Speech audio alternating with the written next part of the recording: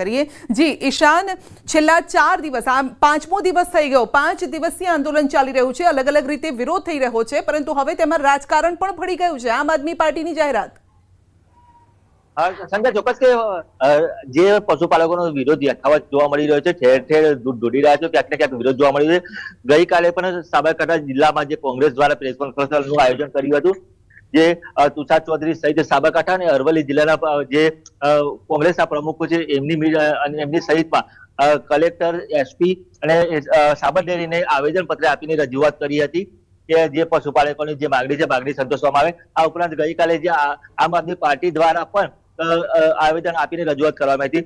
તમને એક બીજા દ્રશ્યો બતાવીશ કે અમે થોડીક ક્ષણો પહેલા જ સાબરકાંઠાના જે એન્ટર થતા જે જવાનપુરા ચોકડી છે ત્યાંથી જ 2 ટેન્કર જેટલું દૂધ ખાલી કરવામાં આવ્યું। અત્યારે હાલ નેશનલ હાઈવે પર આમ તો ચોમાસામાં વરસાદી પાણીની નદીઓ જોવા મળતી હોય છે, પરંતુ અત્યારે હાલ દૂધની નદીઓ જોવા મળી રહી છે। એક સાથે 2 જેટલા ટેન્કરો અહીંયા ખાલી કરવામાં આવ્યા હતા અને જેના કારણે રોડ ઉપર પણ દૂધના ખાબોચિયા જોવા મળી રહ્યા છે।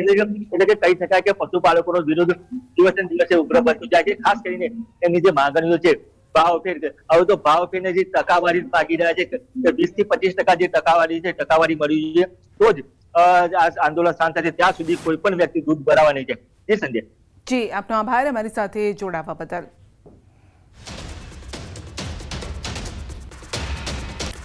તો સાબરકાંઠા અરવલ્લીમાં આંદોલન વધુ ઉગ્ર બન્યું છે। પશુપાલકોની ડેરી સામે 20% ભાવફેરની માંગ છે। સાબર ડેરી સામે પશુપાલકોનો વિરોધ છે અને હાઈવે પર 2 ટેન્કર રોકીને દૂધ રોડ પર ઢોળાયું છે। અમદાવાદ ઉદયપુર હાઈવે પર દૂધના ટેન્કરને રોકવામાં આવ્યા। પશુપાલકોએ ટેન્કરના વાલ ખોલી દૂધ ઢોળી દીધું। જીવનપુરા નજીક રોડ પર દૂધ ઢોળીને વિરોધ કરવામાં આવી રહ્યો છે।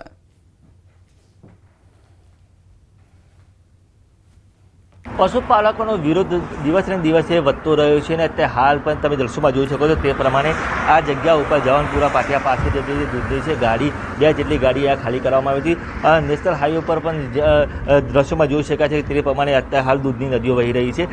થોડી ક્ષણો પહેલાં જ અહીંયા જે દૂધની 2 જેટલી ટેન્કરો હતી 2 જેટલી ટેન્કરો ખાલી કરવામાં આવી હતી, તેના કારણે જે ટેન્કરમાંથી રહેલું તમામ દૂધ બહાર ઢોળાઈ ગયું હતું। આજે અત્યારે હાલ તો જેમ વરસાદી પાણીના ખાબોચિયા દેખાતા હોય છે તે પ્રમાણે અત્યારે હાલ તો હાઈવે પર દૂધના ખાબોચિયા દેખાઈ રહ્યા છે અને જે શ્વાન છે શ્વાન પણ આ દૂધ આરોગી રહ્યું છે। એટલે કહી શકાય કે જે પશુપાલકોનો વિરોધ છે દિવસે દિવસે યથાવત રહ્યો છે। હજુ પણ ક્યાંક ને ક્યાંક અલગ અલગ જગ્યાઓ ઉપર જે વિરોધ છે વિરોધ જોવા મળી રહ્યો છે। જે પશુપાલકો જે એમનો ભાવફેરની માગણી લઈને આ વિરોધ દર્શાવ્યો હતો ને ત્યારથી જ જે નેશનલ હાઈવે જે અમદાવાદથી ઉદયપુરને જોડતો નેશનલ હાઈવે તે જગ્યાએ જવાનપુરના ચોકડીના પાટિયા ઉપર જ 2 જેટલી ગાડી ખાલી કરવામાં આવી હતી અને જે દ્રશ્યોમાં જોઈ શકાય છે તે પ્રમાણે અત્યારે હાલ તો જે હાઈવે પર પણ દૂધના ખાબોચિયા ભરાઈ ગયા છે। એટલે કે જ્યાં સુધી પશુપાલકોની જે એક જ માંગ છે કે જ્યાં સુધી ભાવફેર 20 થી 25% જેટલો ન મળે ત્યાં સુધી વિરોધ યથાવત રહેશે। તો આ ઉપરાંત જે અટકાયત કરી છે એમને છોડવામાં આવે અને જે માંગણીઓ છે માંગણીઓ પૂર્ણ થાય ત્યાં સુધી દૂધ ન ભરાવું અને આ રીતે ટેન્કર રોકીને પણ વિરોધ યથાવત કરવામાં આવી રહ્યો છે। ઈશાન પરમાર, ન્યૂઝ 18 ગુજરાતી, સાબરકાંઠા।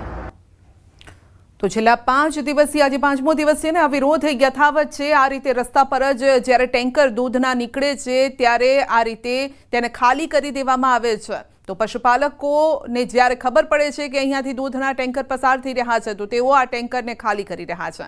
અરવલ્લીના મોડાસાના શીણાવાડમાં પણ સાબર ડેરી સામે વિરોધ સતત 5મા દિવસે ગામની ડેરીને તાળા છે। ગામમાં 300 સભાસદનું 2500 લીટર દૂધની અહીં આવક છે, પરંતુ આપ જોઈ શકો છો એ દૂધનો બગાડ થઈ રહ્યો છે। જો કે ક્યાંક કેટલાક સેવાભાવી લોકો આ દૂધને બાળકો સુધી પહોંચાડી રહ્યા છે। તો અંગે વધુ અપડેટ મેળવીશું। સહયોગી હાર્દિક પણ આપણી સાથે જોડાઈ ગયા છે અને દૂધ મંડળીની આસપાસ જ જોવા મળી રહ્યા છે લાગે છે। હાર્દિક, કયા સ્પોટ પર છો અને શું અપડેટ? हाँ संध्या ચોક્કસથી અમે હાલ પહોંચ્યા છીએ મોડાસાનું જે શીનાવાડ ગામ છે જે દૂધ મંડળી આવેલી છે જ્યાં તાળા વાગી ચૂક્યા છે। 5મો દિવસ છે આજે અને ત્યાં ઊભા છે। તમે પાછળ જોઈ શકો છો કે પશુપાલકોની એકતા કેટલી છે।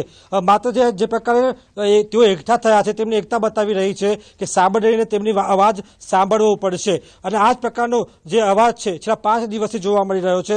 આપણી સાથે આ તમામ જે પશુપાલકો છે, ચેરમેન છે મારી સાથે શીનાવાડ ગામના, તમારા કેટલા સભાસદો છે, શું માંગો છે, કેવી તકલીફ હાલ? અમારી મંડળીમાં 300 સભાસદો છે. સવાર સોજનું 2 ટંકનું 2500ની આસપાસ દૂધ થાય છે. છેલ્લા 5 દિવસથી દૂધ મંડળી સંપૂર્ણપણે તાળા મારેલા છે. ગામ લોકોની એવી માગ છે કે જે અમારા માટે ન્યાય માટે લડવા ગયેલા છે તેમને તત્કાળે છોડો. તેમને નહીં છોડો ત્યાં સુધી અમારી ડેરીનું તાળું ક્યારે પણ ખુલશે નહીં. અને અમારી જે માંગ છે 20% મુજબનો અમને નફો મળવો જોઈએ. હાલ જ્યારે પણ અમારા ખાતામાં એ પૈસા પડશે ત્યારે જ અમે અમારી ડેરીનું દૂધ ભરવાનું ચાલુ કરીશું એવું દરેક સભાસદો કટિબદ્ધ છે. સાંભળ્યું જે પ્રકારે કે ડેરીના ચેરમેન કહી રહ્યા છે કે જે પ્રકારે સભાસદો જ જીદ લઈને બેઠા છે કે તેમની પોતાની માંગો પૂરી થશે ત્યારે જ આ ડેરીનું તાળું ખોલશે. અને જી હાર્દિક, મારો એક બીજો સવાલ છે, આપ સવાલ કરો એ પહેલા મારો એક સવાલ છે કે તેમાં રાજકારણ ભળી ગયું છે. કોંગ્રેસ બાદ આમ આદમી પાર્ટી પણ હવે તો એક મહાપંચાયતનું આયોજન કરવા જઈ રહી છે. અરવિંદ કેજરીવાલ પણ તેમાં હાજર રહેવાના છે. તો પશુપાલકો શું માની રહ્યા છે? આ રાજકારણના રંગ જેમાં લાગ્યા છે, આ લડાઈ પોતે લડવા ઈચ્છે છે કે રાજકારણીઓનો ખભો લઈને?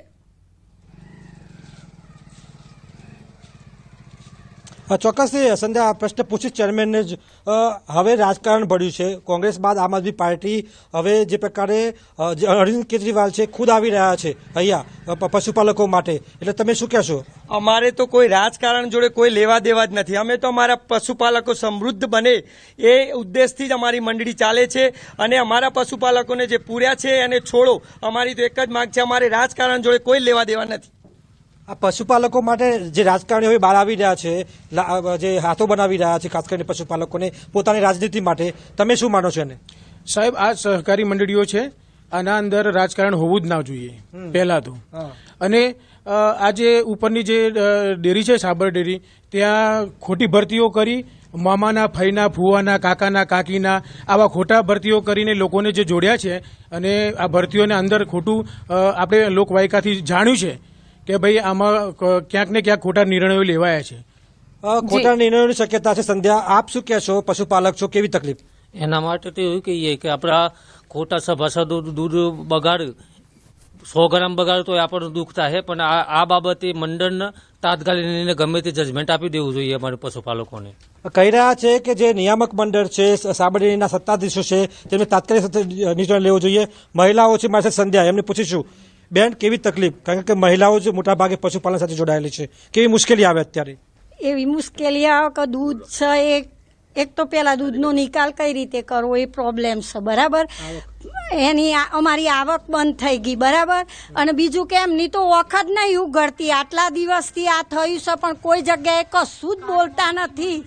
અમે આ મહેનત કરી અને દૂધ ભરાઈએ આખું વરસ, અને એનો જો નફો ના આપે આ લોકો તો એ લોકો એના માટે જે કોઈ નફાનું જોઈશ ખુરશીમાં બેસી જ્યા એસીમાં હું આ અત્યારે ચોમાસું બગડ્યું, સાર બગડ્યું. તો મહિલાઓ પણ હવે આ આંદોલનમાં તેઓ પણ બહાર આવી છે અને તેઓ પણ વિરોધ કરી રહી છે. તો અરવલ્લીથી આપ જોઈ રહ્યા હતા.